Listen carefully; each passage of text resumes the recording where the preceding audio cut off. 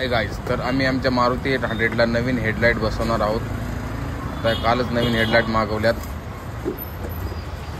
ही एक साईडची headlight.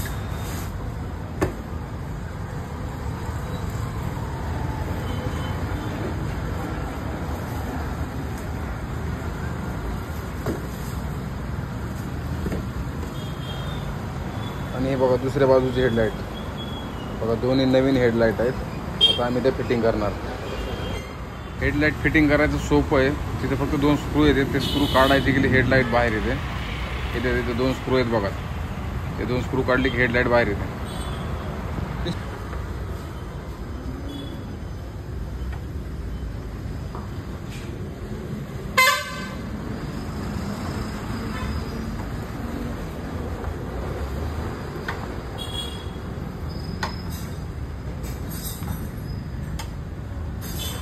Finally आमची headlight बसवून कंप्लीट झालेली आहे. चला आता बघूया हेडलाईट कशी पेटते ती.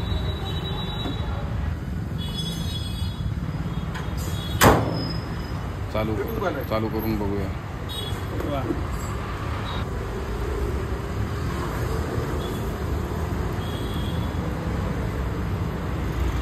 कशी पेटते बघा.